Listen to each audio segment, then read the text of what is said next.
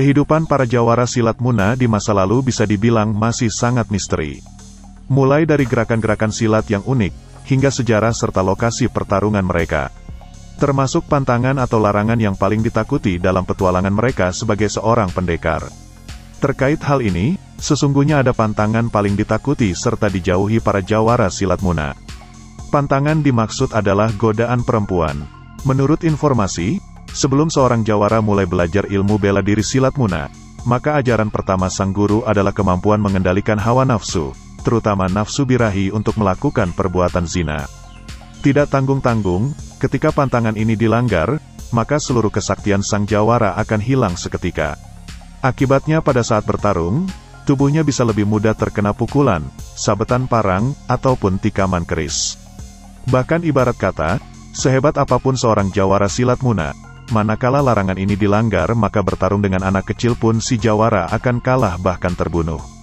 Sebaliknya bila larangan tersebut mampu diamalkan, disitulah kesaktian sang jawara akan terus terjaga baik. Senjata jenis apapun tak akan mampu melukai apalagi membunuh, kecuali atas kehendak Tuhan Yang Maha Kuasa. Inilah alasan utama dibalik ajaran yang mewajibkan setiap jawara silat Muna untuk menghindari perbuatan zina. Berhubungan dengan kesaktian yang dimiliki, kalaupun nanti ia jatuh cinta pada seorang perempuan, sang jawara harus segera menyampaikan kepada orang tua atau keluarga agar si perempuan dilamar kemudian dinikahi. Lalu, bagaimana seorang perempuan bisa menjadi sebab hilangnya kesaktian para jawara silat Muna?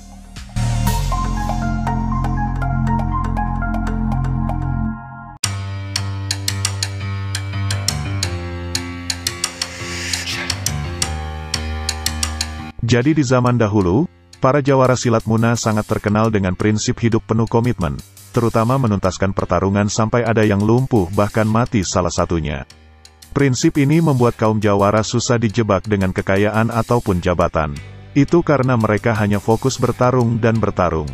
Bila sudah berhadapan dengan jawara berkarakter seperti ini, maka satu-satunya cara adalah menggunakan umpan seorang perempuan.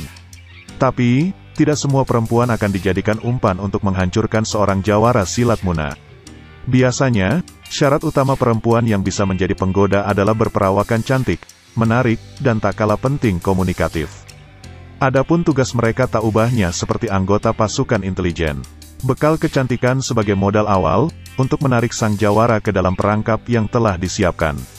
Tidak cukup dengan kecantikan, si wanita juga akan terus berusaha menunjukkan perilaku yang menggoda bahkan bisa membangkitkan hawa nafsu. Ditambah gaya komunikasi yang juga tak kalah menggoda. Seluruh upaya ini fokus pada satu tujuan, menjebak sang jawara agar tergoda. Momen pelaksanaan misi rahasia ini, biasa dilakukan si perempuan ketika ada acara seperti tarian yang disebut modero, atau pertunjukan musik gambus Muna. Pada saat itulah sang wanita akan menggoda si jawara yang menjadi target dilumpuhkan bahkan dibunuh. Bila iman si jawara tidak kuat, maka bisa dipastikan ia akan tergoda dengan sangat mudah. Begitu tergoda sampai melakukan zina, maka selanjutnya adalah eksekusi sang jawara.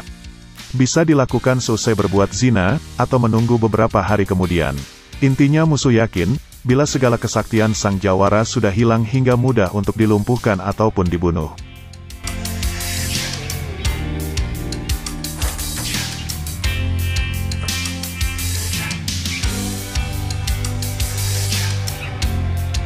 Sementara bagi jawara yang imannya kuat, karena memegang teguh ajaran sang guru ataupun orang tua untuk menghindari zina, maka ia pasti tahu bila yang dilakukan sang perempuan hanya bermaksud menggoda, hingga berzina lalu nanti ia akan lebih mudah dikalahkan.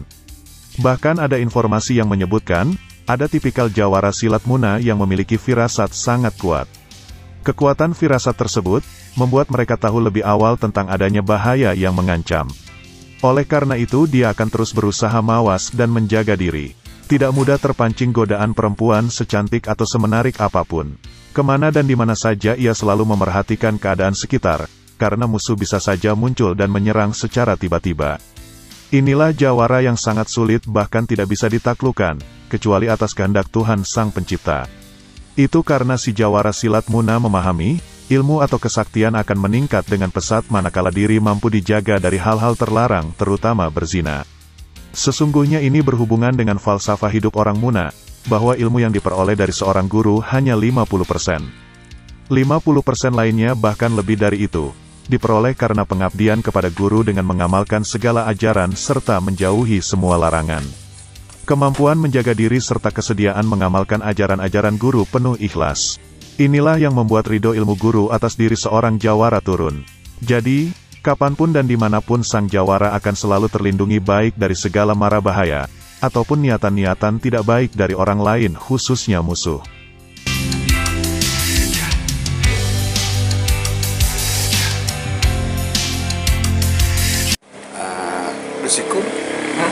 Bersyukur do insaf kata karena mutim na.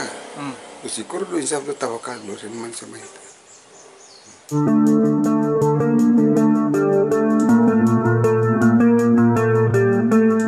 Atas dasar pemahaman tersebut, para jawara silat Muna dahulu sangat menghargai serta mengagungkan kaum perempuan. Saat ada yang mengganggu seorang perempuan, maka sang jawara akan membela mati-matian.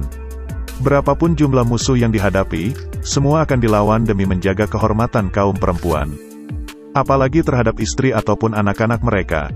Untuk itu para jawara silat Muna akan selalu mengingatkan musuh, agar jangan pernah menyentuh istri, anak ataupun keluarga mereka. Andai itu coba dilakukan, maka dipastikan nyawa sebagai bayarannya. Inilah keunikan hidup para jawara silat Muna pada zaman dahulu.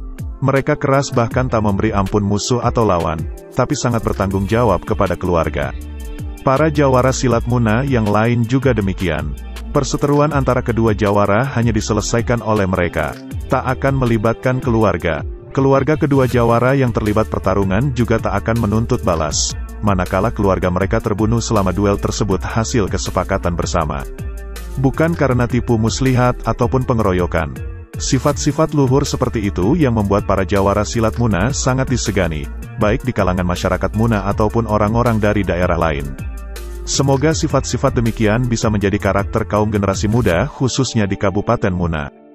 Intinya, takutlah sekalipun kepada anak kecil bila pada posisi yang bersalah.